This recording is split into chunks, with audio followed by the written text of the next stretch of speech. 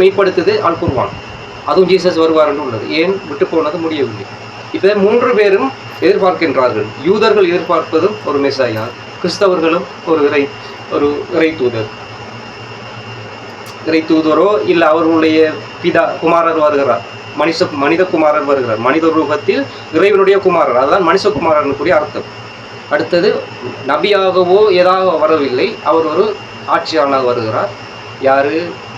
ஜீசஸுக்கு முதல் எக்ஸ்ட்ரா சொல்லியிருக்கி ஒரு தேற்றறிவாளன் என்று பைபிளில் சொல்லப்பட்ட ஒரு மகதி. சரிங்க. அப்போ அடுத்தது நாட்ரோடாமஸை பற்றி கேட்டீங்கன்னே ரைட். நாட்ரோடாமஸ் முக்கூடல், இதை பற்றி நாங்கள் சொல்ல விடவில்லை. முக்கூடல் என்றால் மூன்று ஒரு இடத்தில் கூடுவதுதான் முக்கூடல். ஓகேயா? முக்கண்டா 3 தானே. 3ம் என்ன சேரும்? 3 பேர் இருக்கின்றோம், 3 பேர் கோல் எடுத்துகிட்டு இந்த இடத்த வாங்கிட்டாண்டா, அது ஒரு முக்கூடல் தான். 3 சாப்பாடு இருக்கின்றது, 3 பிங்கான்கள். அதை பிரிஞ்சு இருக்கிறா, 3 ஒன்றா சேர்த்து 3 பேர் ஒரே டைமில் அவ்வளோ சாப்பிடுவோண்டா, அந்த சாப்பாட்டு பிங்கானும் சேர்ந்து 3 பேர் சேர்ந்து சாப்பிடுவது அது முக்கூடல். முக்கடல் என்று இல்லை. நீங்கள் என்ன மொழிபெயர்த்தீர்கள்? முக்கடல் என்று எங்கே சொல்லிக்கிறீங்க? முக்கூடல். சரி, முக்கடல் என்றே வைப்போமே, அது கன்னியாகுமரி தானே. முக்கடல் சங்கன்ற இடம் கன்னியாகுமரி. ஆசியாவில் என்று இருக்கின்றது, அது ஓகே. ஆசியாவில் எத்தனை நாடு இருக்கின்றது? அந்த ஆசியாவில் முக்கடலும் கூடியிருத்தான் இருக்கின்றது. முக்கடல் சங்கமிக்கும் இடம் கன்னியாகுமரி என்று அது உங்களோட அது ஒரு நம்பிக்கையாக உள்ளது. நாட்ரோடாமஸ் முக்கடல் என்று கூடவில்லை. அதை நீங்கள் இதோடு ஜாயின் பண்ணி முக்கூடலை ஜாயின் பண்ணிட்டீங்க. முக்கூடல் என்றால் 3 மொழியும் சொல்லியிருக்கலாம் இல்லையா? முக்கடல் சங்கமிக்கும் இடம் என்று நாட்ரோடாமஸ் சொன்னது. நாட்ரோடாமஸ் ஒரு யூதர். அவர் சொன்னது யூதம், கிறிஸ்தவம், இஸ்லாம், இந்த 3 மதம், இந்த முக்கூடல், இதுதான் முக்கூடல். இந்த முக்கூடலுக்கும் பொதுவான ஒருவன் வரப்போகின்றான். அந்த 3 கூடி இதுதான் மாபெரும் மதமாக மாறுவது. இப்போது நிகழ்காலத்தில் நடந்து கொண்டிருக்கின்றது இந்த முக்கூடல் தான். இந்த முக்கூடலில் இருந்தால் தலைவன் சிதர். இப்போ ஆசியா என்றால் இலங்கையும் சேரும். முக்கடல் என்றாலும் கூட சப்ஜெக்டுக்கு இலங்கையும் சேரும். தென் தமிழன், தென்னாட்டிலிருந்து வருகின்றான். அந்த கன்னியாகுமரி தென் திசையில் தான் உள்ளது, இலங்கை தென் திசையில் தான் உள்ளது. இந்தியா இலங்கையும் குமரிக்கண்டத்துக்கு முதல் 2-3 தான் ராவண பூமி. சரிதானே? என்னுடைய ஆசை, அதாவது என்னுடைய எந்த ஒரு தீர்க்க தரிசனத்தில் எதுவுமே இல்லை. எப்படி இல்லை? இலங்கையில் வருவார் என்று இல்லை. ஆனால் இலங்கையில் உள்ள புத்த வேடுகளில் உள்ளது, புத்த வேதங்களில் உள்ளது மைத்ரேயா வருவார் இலங்கையில் தான். ஆதியும் அந்தமும் உண்டு என்பதனால் 10 அவதாரத்துக்கு 11வது அவதாரம் இல்லை. முதல் அவதாரமான விஷ்ணு வந்தார் இல்லையா? அப்போ அது என்ன, எப்படி வந்திருப்பார்? ஆதியாக வந்தவர், அந்த ஒரு மதத்தில் வந்தவர் இடத்தில். எங்கே அவர் ஆதி சிவன் எங்கு? இலங்கையில் தானே. தென்னானுடைய சிவனை போற்றி ட்ரிங்கோ திருகோணமலை தான் சிவன் பிறந்த இடம். சிவனொளி பாதமலை, பாவாதமலை, ஆதாமலை என்று உள்ளது 3 மதத்திற்குரிய. அப்போ இந்த முக்கூடல் என்பது எங்கே வருது? இலங்கையில் வருகிறதா இல்லையா முக்கூடல்? சொல்லுங்கள். அப்போ முதல் ஒரு மனிதரை சிவன் என்பதும், கிறிஸ்தவர்கள் ஆதம் என்பதும், முஸ்லீம்கள் முதல் மனிதர் ஆதிநபி என்பதும் முக்கூடலா இல்லையா? இதை வைத்து அப்படியே வைத்து பார்க்கும்போது என்னுடைய ஒரு ஆசை என்று வச்சுக்கொள்ளலாம், இல்லை உணர்த்தப்பட்டது என்று வச்சுக்கொள்ளலாம். இலங்கையில் பிறப்பான் என்று சொல்லலாம். இங்கே வந்து ஒலிம்பியா ஆட்சி செய்து இலங்கையை ஃபெஸ்ட்டுக்கு மாற்றி போட்டு அப்படி உலக மலர் சுற்றம்னு சொல்ல முடியாது. பிறந்திருப்பார் ரகசியமாக. இப்போ ஜீசஸ் ரகசிய வருகை என்று சொன்னார் இல்லையா? அந்த ரகசிய வருகை இலங்கையில் வாழ்ந்து கொண்டு இருக்கின்றார் என்று தான் நான் சொல்லுவேன். இது என்னுடைய தனிப்பட்ட இது ஏற்றுக்கொள்ளணும் ஏற்றுக்கொள்ளக்கூடாது நான் சொல்லவே இல்லை. சரி, அதனால் அந்த ஒரு உறுதியில் தமிழ்நாட்டில் இல்லை என்று சொன்னேன்.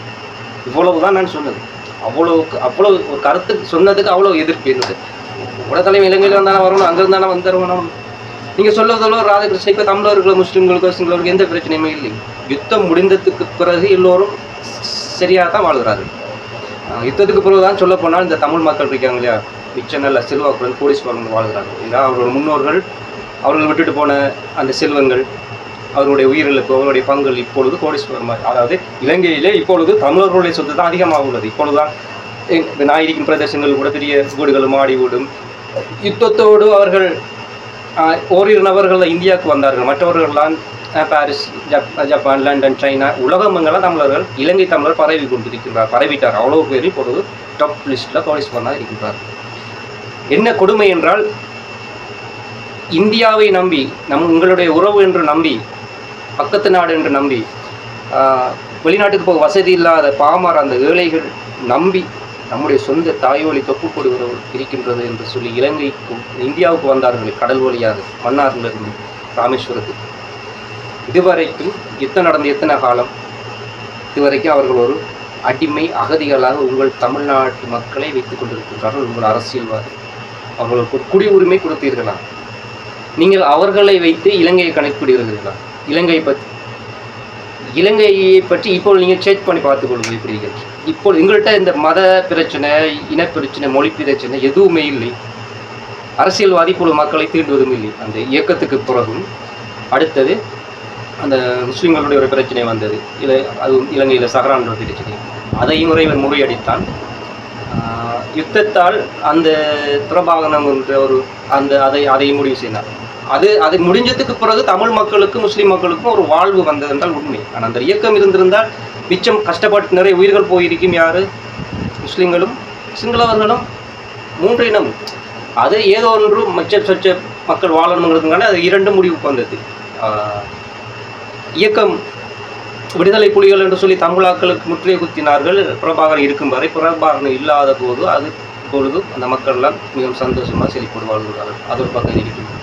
அதொரு அவர் செஞ்சது ஒரு போர், அது ஒரு கொள்கை. அந்த கொள்கை மக்களுக்கு தெரியாதானே? அவர்கள் என்ன நினைப்பார்கள்? வாழணும் என்று. இவரால் எங்களுக்கு கஷ்டம், ரோட்டால் போகலாத தமிழ் மக்கள் நினைத்திருப்பார்கள். இப்போ நிறைய பேர் என்ன, அவர் இல்லாத போது நாங்கள் இப்பொழுது எல்லோரும் சும்மா வாழணும்னு சொல்லுகிறார். அதே போல் தான் அடுத்த பிரச்சனை இலங்கையில் ஒரு சகராண்ட பிரச்சனை முஸ்லீம்களுக்கு வந்தது.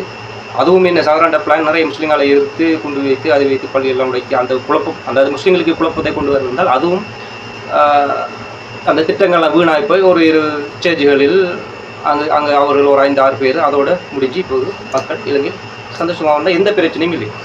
அரசியலாலா இன மொழி பேதங்களை எந்த பிரச்சனையும் இல்லை. நன்றாக வாழ்ந்து கொண்டிருக்கிறார்கள். என்ன கொஞ்சம் விலைவாசி அவ்வளவுதான். அந்த விலைவாசியாலையும் இங்கே யாரும் பசியால் செத்த சரித்திரம் இலங்கையில் இருக்கும் மக்கள் வெளிப்பட்டிருக்கீங்க இல்லை. அப்போ நீங்கள் அதையும் விடுங்க.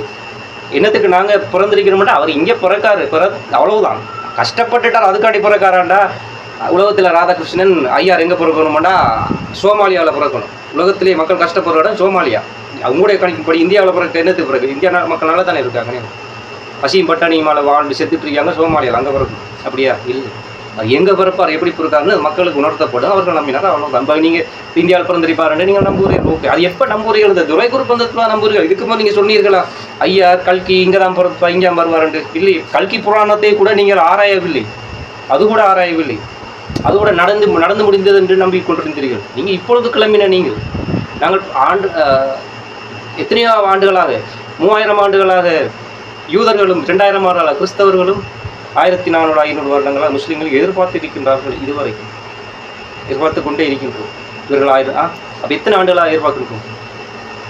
அந்த கல்கி அவதாரத்தை எதிர்பார்க்கின்றீர்கள். ஆனால் இப்பொழுது இந்த இடத்தில் வருவார் என்ற கன்னியாகுமரியில் தமிழ் மக்களுக்கு எதிர்பார்ப்பது ராதாகிருஷ்ணன் அவர்களே, நீங்கள் வேத நம்பிக்கை இல்லாதவர்கள். சித்தர்களுடைய நம்பிக்கையில் வந்த வழிதான் நீங்கள்.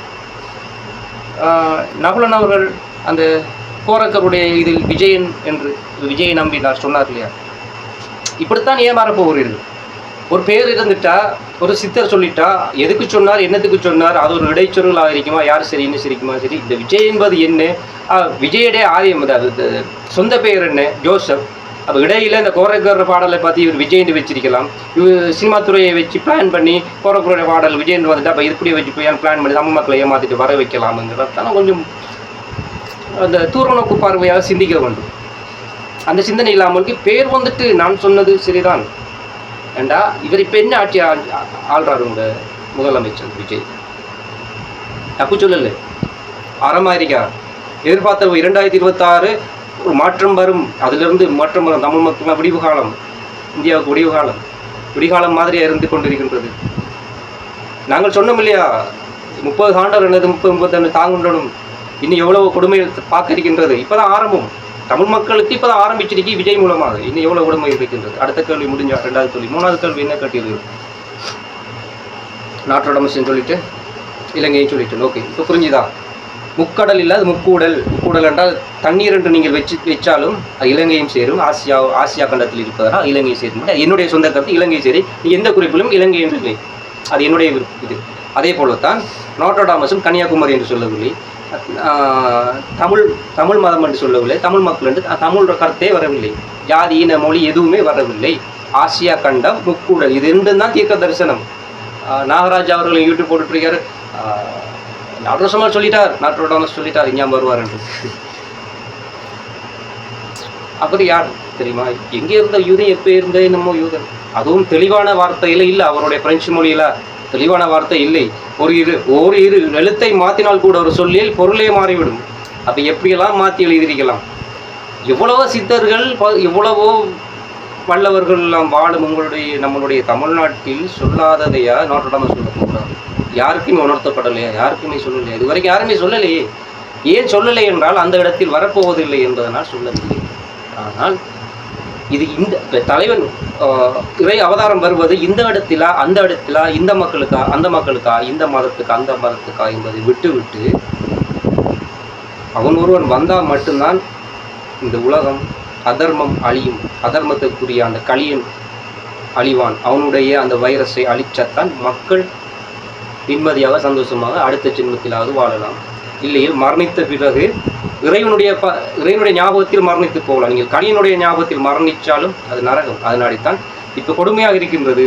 வரும் சந்ததிகள், நம்முடைய சிறுவர்கள், நம்முடைய குழந்தைகள், பெண்களை எல்லாம் காப்பாற்ற வேண்டும் என்றால் நம்மளால் முடியாது. நாம் கார்ப்பரேட்டுக்கு அடிமை, மதத்துக்கு அடிமை, மொழிக்கு அடிமை, நமக்கு சுய புத்தி இல்லை, உயிருக்கு பயம். மக்களுக்கு என்ன அதான் சொன்னனே, பயம். குரல் எழுப்ப முடியாது. வாழணும்ன்ற ஆசை இந்த உலகத்தில். யார் என்ன செஞ்சால் நமக்கு என்னங்கிற ஒரு சுயநலம். அதற்காக அவர்கள் வாழ்ந்து கொண்டிருக்கின்றார்கள். இதனால் மனிதனை மிஞ்சிய ஒரு சக்தி தான் வர வேண்டும். மனிதனை மிஞ்சிய ஒரு மனது, மனிதனை மிஞ்சிய ஒரு ஆற்றல். இப்படியான மனிதர்கள் வந்திருக்கின்றார்கள். அவர்களெல்லாம் அடக்கி ஒடுக்கப்பட்டு காணாமல் போய்விட்டார்கள். என்ன காரணம் என்று அவர்கள் இறைவன் தேர்ந்தெடுத்தவர்கள் இல்லை. அவர்கள் மக்களுக்காக குரல் கொடுக்கணும், மக்களுக்காக வாழணும் என்று இருந்தவர்கள் அடக்கி உடக்கி விட்டார்கள். இந்த ஆளும் வர்க்கம், ஆளும் சாதிகள். ஏனென்றால் எல்லா மக்களுக்கும் எல்லாம் கிடைக்கும் என்றால் பணக்காரன் வாழ முடியாது அல்லவா? பணம் சமமாகிவிடும். அவனுக்கு இவன் வணங்க மாட்டான், அவனை மதிக்கவே மாட்டானே. ஏன் ஒருவன் மதிப்பு கொடுக்கின்றோம்? உயர்ந்தவன் தான். இந்த ஏழ்மை, உயர்வு தாழ்வு, இந்த பணம் என்கின்ற பேயான உயர்வு தாழ்வு தான் முதல் காரணம். அடிப்படை சகல தீமைகளுக்கும் காரணம் இந்த பணம். அதுவும் பணம் எப்படி? ஏழ்மை,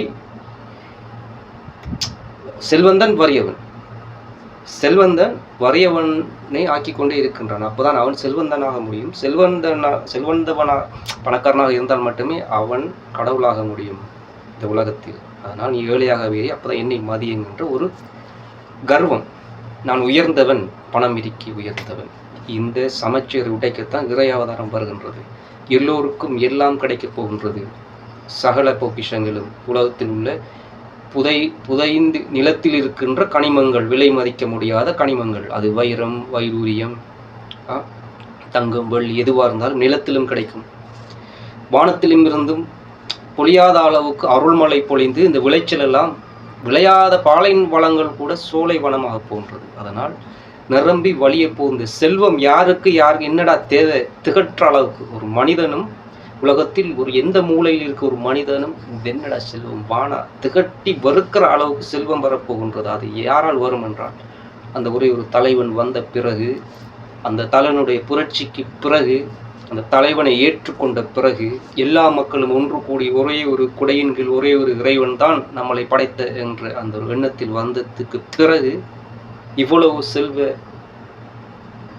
வளங்கள், அருள்களும் அவர் மூலமாக உலக மக்களுக்கு கிடைத்து, உலக மக்கள் மன நிம்மதி சாந்தி அடைந்து, உலகம் அழிந்து சத்திய யுகம் பிறக்கும். சந்திப்போம், வருவோம், இனி தொடர்ந்து பேசுவோம்.